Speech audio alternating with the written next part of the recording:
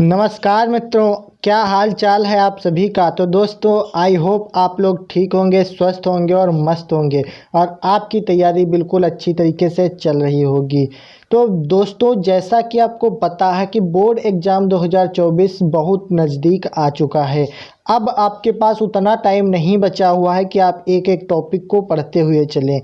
इसलिए आपके लिए बहुत ही मोस्ट इम्पॉर्टेंट क्वेश्चन की सीरीज़ हम चला रहे हैं, जिसमें सारे इम्पॉर्टेंट क्वेश्चन जो बार बार पूछे गए हैं वही हम करवा रहे हैं। ठीक है, तो बोर्ड एग्ज़ाम 2024 की दृष्टि से जितने भी इम्पॉर्टेंट क्वेश्चन बनते हैं, सारी वीडियोज़ डे बाय डे आपको मिलती रहेंगी। ठीक है, इसी चैनल पर मिलेंगी, इसलिए चैनल को सब्सक्राइब कर लीजिए और वीडियो को लाइक कर दीजिए।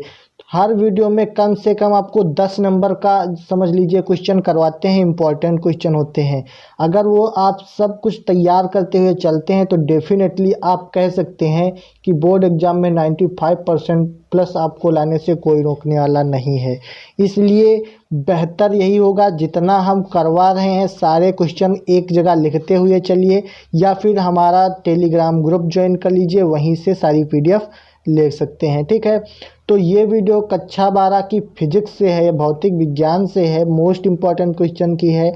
तो चलिए देख लेते हैं इस वीडियो को, और आप लोग चैनल पर नए हो तो सब्सक्राइब कर लेना। ठीक है, तो सबसे पहले इसमें हम न्यूमेरिकल्स देखेंगे, उसके बाद परिभाषाएं देखेंगे, बहुविकल्पी प्रश्न देखेंगे, सब कुछ इसी वीडियो में मिलेगा। इसलिए वीडियो को लास्ट तक देखना, और इसमें से जो लास्ट वाला क्वेश्चन है वो बहुत ही ज़्यादा इम्पॉर्टेंट है, तो उस वीडियो को ज़रूर देखना। ठीक है, तो सबसे पहला हमारा न्यूमेरिकल है, बिल्कुल 2 नंबर में पूछा जाता है, बहुत ही इम्पॉर्टेंट है, ये समझ लीजिए 4 से 5 बार आ चुका है बोर्ड एग्जाम में। 2 नंबर का सवाल है, बहुत ही इम्पॉर्टेंट है। चलिए समझते हैं इसको।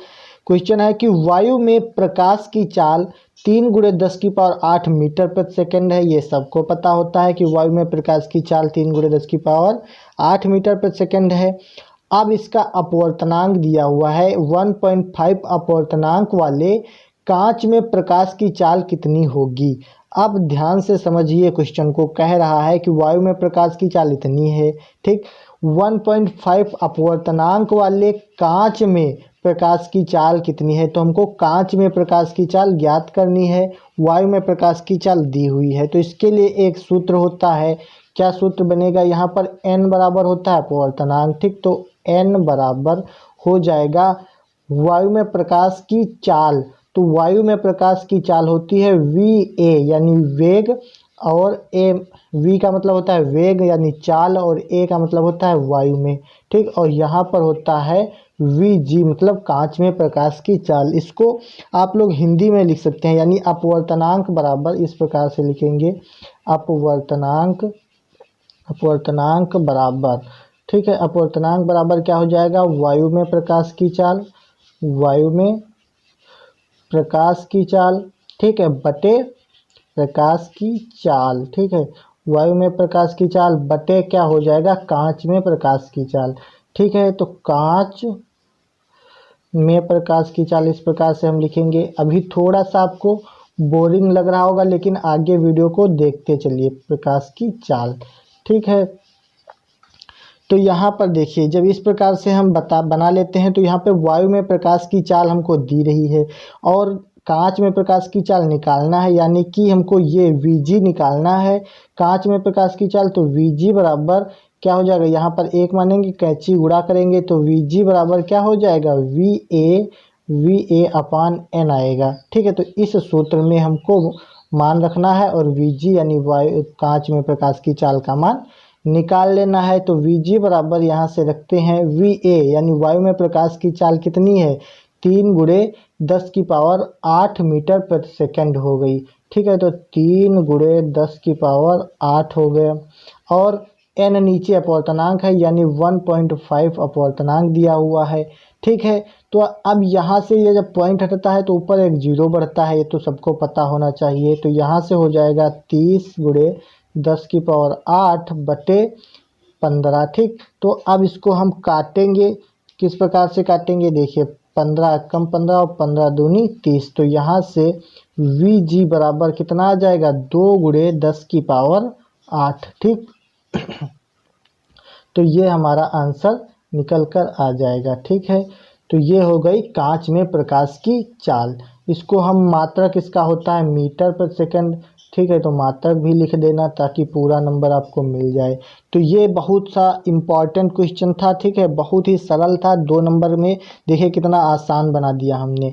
n बराबर वी ए अपान वी जी होता है, तो वी जी हमको निकालना है, कैंचीदार गुणा किया तो वी ए अपान एन आ गया, तो वी ए का मान दिया है, एन का मान दिया है, बस इसको काट दिया और आंसर निकल आया, ठीक है, बहुत इंपॉर्टेंट था। चलिए अब अगला देखते हैं क्वेश्चन, जो कि एक परिभाषा है, बहुत इंपॉर्टेंट है, ये भी बहुत बार पूछा गया है, अति लघु उत्तरीय में प्रश्न पूछा जाता है। तो क्वेश्चन दिया है कि तरंगाग्र को परिभाषित कीजिए, ठीक है, ये आपका 2 नंबर का क्वेश्चन पूछा जाता है, तरंगाग्र को परिभाषित कीजिए, ठीक है। तो तरंगाग्र क्या होता है, इसकी परिभाषा लिखना है, इसका कोई प्रकार लिख देने हैं बस। तो देखिए परिभाषा क्या होती है तरंगाग्र की, तो लिखा है कि किसी माध्यम में स्थित वह पृष्ठ जिस पर स्थित सभी कण कंपन की समान कला में होते हैं तरंगाग्र कहलाता है। बहुत आसान है, ध्यान से एक बार समझ लेंगे तो आपको रटने की भी आवश्यकता नहीं पड़ेगी। देखिए कह रहा है कि किसी माध्यम में स्थित वह पृष्ठ, यानी किसी माध्यम में स्थित वह पृष्ठ जिस पर स्थित, किसी पृष्ठ पर स्थित सभी कण कंपन की समान कला में होते हैं तरंगाग्र कहलाता है। यानी कि जो पृष्ठ स्थित है उसी पर जो कण होते हैं वो कंपन की समान कला में होते हैं, इसी को हम तरंगाग्र कहते हैं। ध्यान से समझिए, एक बार समझ में आ जाएगा, ठीक है। तो क्या होगा इसकी परिभाषा, किसी माध्यम में स्थित वह पृष्ठ जिस पर स्थित सभी कण कंपन की समान कला में होते हैं तरंगाग्र कहलाता है, ठीक।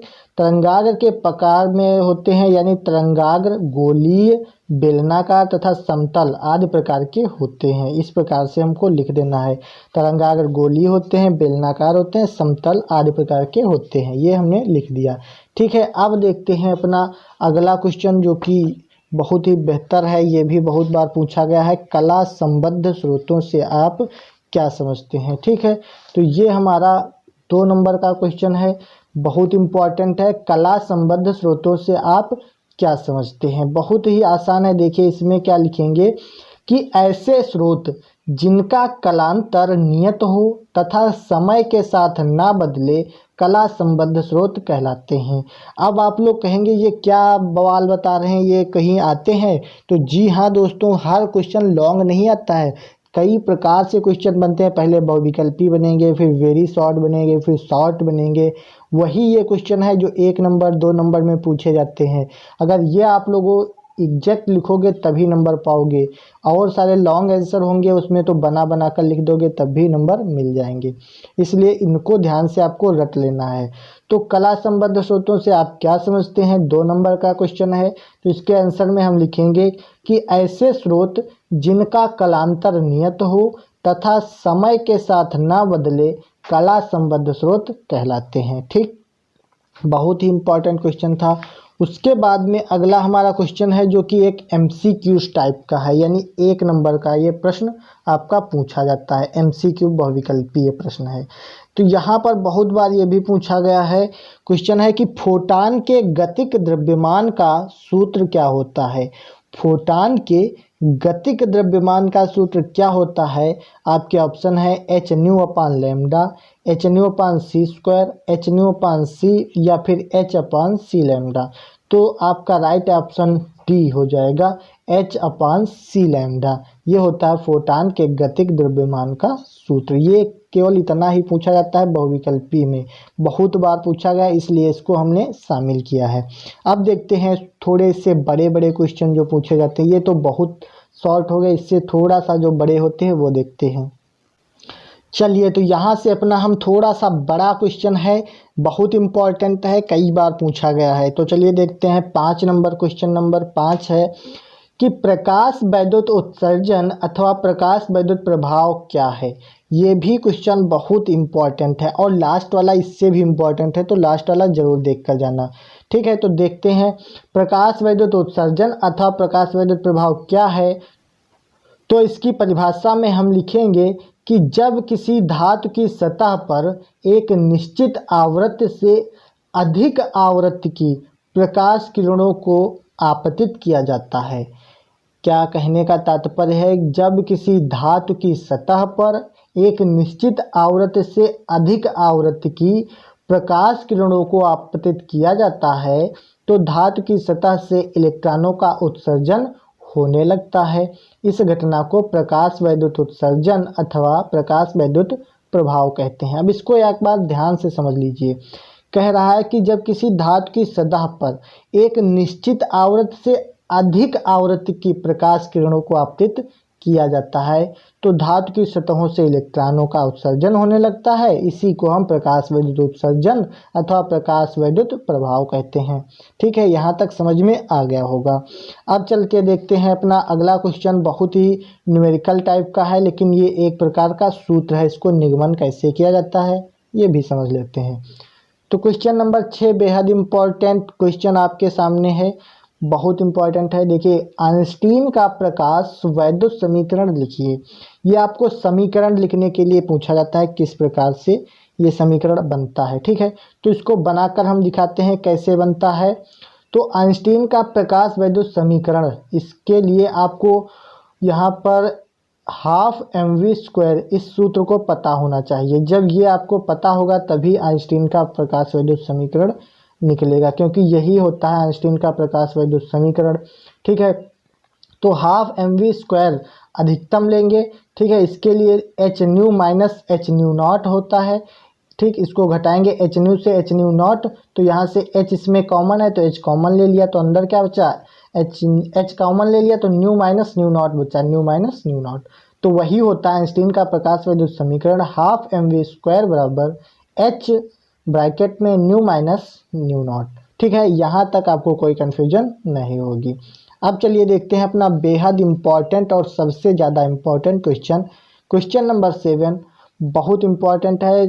देखिए क्या है कि प्रकाश वैद्युत कार्यफलन का अर्थ समझाइए। ये एक बार और हम आपको क्वेश्चन करवा चुके हैं, लेकिन बहुत इम्पॉर्टेंट है।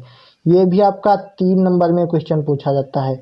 ठीक है, तो चलिए समझ लेते हैं प्रकाश वैद्युत उत्सर्जन यानी प्रकाश वैद्युत कार्यफलन का अर्थ क्या होता है।